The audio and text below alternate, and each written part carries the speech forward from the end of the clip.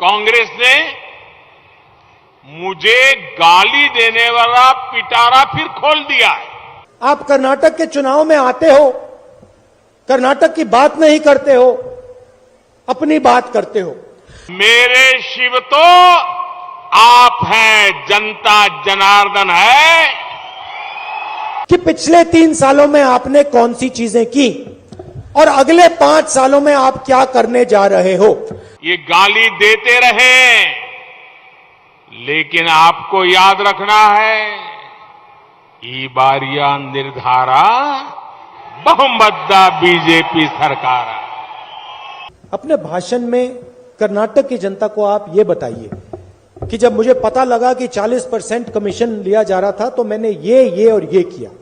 कांग्रेस के नेताओं में गाली देने की स्पर्धा चल रही है। आप आते हो, आप अपने चीफ मिनिस्टर का नाम तक नहीं लेते हो। कांग्रेस गाली देने की सेंचुरी इसी चुनाव में लगा देगी, ऐसा लगता है। आपके भाषण सिर्फ नरेंद्र मोदी जी के बारे में होते हैं। बताएंगे लोगों को, भाजपा को डबल इंजन सरकार बनाने के लिए मत देने के लिए कहेंगे। भ्रष्टाचार के खिलाफ क्या करोगे, ये आपको अपने भाषण में बोलना चाहिए।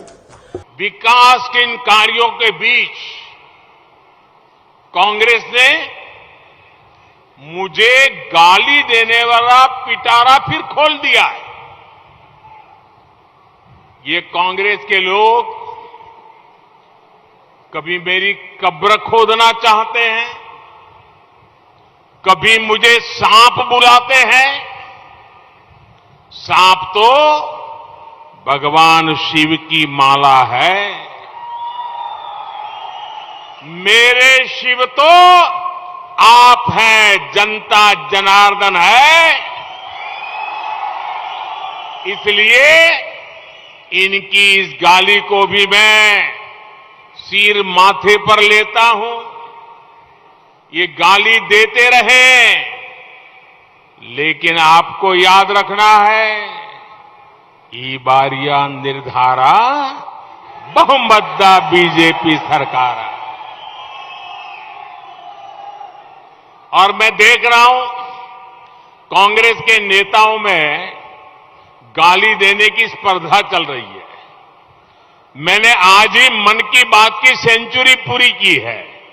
मुझे लगता है कांग्रेस गाली देने की सेंचुरी इसी चुनाव में लगा देगी, ऐसा लगता है। 10 मई को चुनाव होने वाला है। आप सबसे मेरा आग्रह है, हर पोलिंग बूथ में हर घर जाइए, हर मतदाता को मिलेंगे ना, घर घर जाएंगे, बताएंगे लोगों को, भाजपा को डबल इंजन सरकार बनाने के लिए मत देने के लिए कहेंगे। तो मेरा प्रधानमंत्री से सवाल है कि जब आपको मालूम था कि यहां पे भ्रष्टाचार हो रहा है, आपको मालूम था कि 40% कमीशन लिया जा रहा है, तो इसके बारे में आपने क्या किया। अपने भाषण में कर्नाटक की जनता को आप ये बताइए कि जब मुझे पता लगा कि 40% कमीशन लिया जा रहा था तो मैंने ये और ये किया। आप कर्नाटक की जनता को यह भी समझाइए कि जब कर्नाटक को टैक्स का पैसा मिलना चाहिए और कर्नाटक को जो कर्नाटक का हक था वो पैसा नहीं मिला तो आपने क्या किया।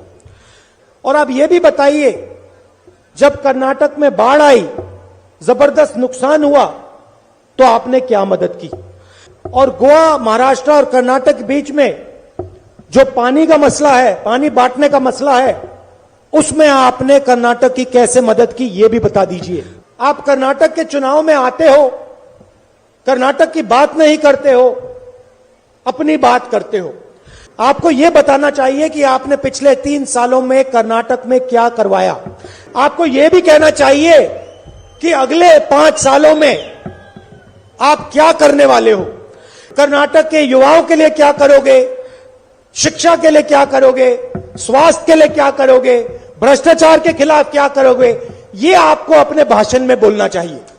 ये चुनाव आपके बारे में नहीं है, ये चुनाव कर्नाटक के जनता और कर्नाटक के भविष्य के बारे में है। आप कहते हो कि कांग्रेस ने मेरे ऊपर 91 बार आक्रमण किया, मगर आप ये कभी नहीं कहते हो कि कर्नाटक के लिए मैंने क्या किया। अगले भाषण में आप ये बताइए कर्नाटक की जनता को कि पिछले 3 सालों में आपने कौन सी चीजें की और अगले 5 सालों में आप क्या करने जा रहे हो। और दूसरी बात, जैसे हम यहां आते हैं, हम भाषण देते हैं, हम अपनी नेताओं के बारे में बात करते हैं। सिद्धरमैया जी ने क्या किया, डीके शिव कुमार जी क्या करते हैं, हम सब नेताओं के नाम लेते हैं। आप आते हो, आप अपने चीफ मिनिस्टर का नाम तक नहीं लेते हो, आप येदियुरप्पा जी का नाम तक नहीं लेते हो। आपके भाषण सिर्फ नरेंद्र मोदी जी के बारे में होते हैं। 1-2 बार आप येदियुरप्पा जी का भी नाम ले लीजिए, बोम्मई जी का भी नाम ले लीजिए, उनको अच्छा लगेगा।